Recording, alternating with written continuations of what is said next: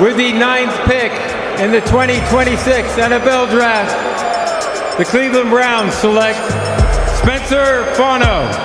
24th pick in the 2026 NFL Draft, the Cleveland Browns select Casey Concepcion.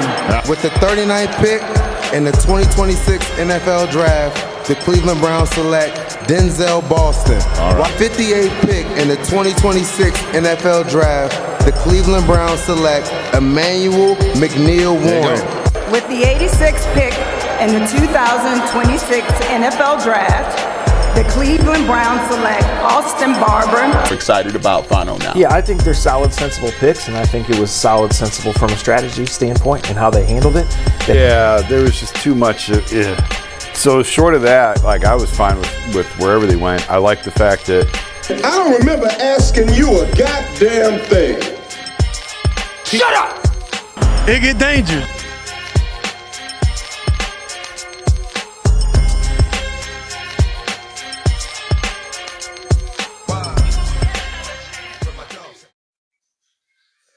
What's going on, everybody? This is Where My Dog's At YouTube channel, and we back with another video, and we're here to talk about the last 2 rounds of the NFL draft that the Browns just have, and I'm telling you, man, Andrew Berry, laser eyes, Andrew Berry has activated. So in the last video, I had stated my worst case scenario, and in that video I said, the only thing that pissed me off was they reached for an offensive lineman at 6, like picking Caden Proctor at 6, or dare I say, Spencer Fano. Now, in my defense, I said worst case scenario if Fano was picked at pick 6.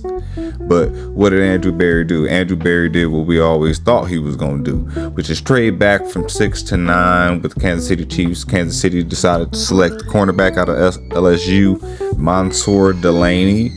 And with the 9th pick, we decided to pick up Spencer Fano. Now, Spencer Fano was always looked at as the top tackle at the beginning of the draft cycle. And also, like I said in the last video, I'm kind of need to probably revert back to how I was looking at things at the beginning of the draft, before, measurements and combine numbers started to kind of muddy things. And the Browns thought that Spencer Fano was the number 1 tackle on their board, so they were able to trade back, pick up an extra 3rd round pick, and still walk away with the best tackle on their board. So got to give Andrew Berry credit for that.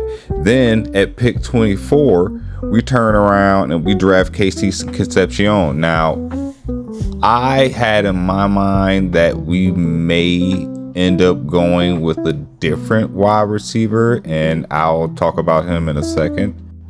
But Casey Concepcion's issue was that he had these focus drop problems where he racked up at least 10% of drops, and he has this dynamic, yak abilities, which is, evident in his ability to return punts and kickoffs.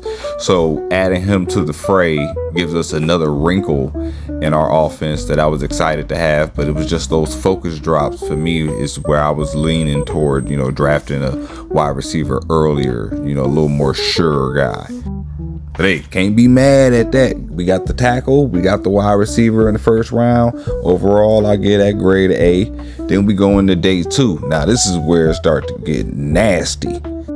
So with pick 39, we draft Denzel Boston out of Washington. Like, okay, this is the guy I thought that we was probably gonna consider at 24. So to circle back around and he's still on the board at 39, that was a steal that I thought at that point at the time, but Andrew Berry said, nah, I got something better for that.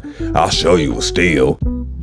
And then with the 58th pick in the late end of the 2nd round, he circled back around, trade up, and then get Emmanuel McNeil Warren out of Toledo, the safety. I'm like, My nigga. Because that's how you motherfucking draft. From now on, that's how you draft. You get 4 guys who was graded in the 1st round. You get 4 of those guys, your first 4 picks in the first 2 rounds, oh God. Then round 3 starts and we ain't got a 3rd round pick because we traded up to get Emmanuel.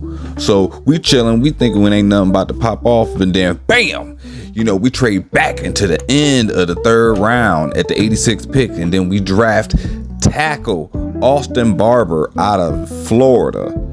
So Andrew Berry's theme of the night was double dip. So we just gonna double dip in wide receiver and tackle, and we gonna sprinkle in safety just because we like the seasoning. Boy, Andrew Berry, boy, you a goddamn demon. You's a demon, man. You out here showing these boys how to finesse. The only biggest finesse is your goddamn mentor, Howie Roseman. Howie spanked that ass so goddamn bad, man. I'm so happy how he made the Pittsburgh Steelers look goofy. Omar was on the phone like, yeah, Makai, we about to come get you. Oh, you got another call? I'll wait. Bam, Howie. But that's it for now. By the time this video come out, the later rounds are probably already have started, so there's going to be more players that I'm going to have to cover. So please like, subscribe, and comment down below on how you guys feel about the draft picks that Andrew Berry provided for the Cleveland Browns. We're going to see how Shedeur does with all these weapons that we got. All right, man, check you guys out in the next video. Peace.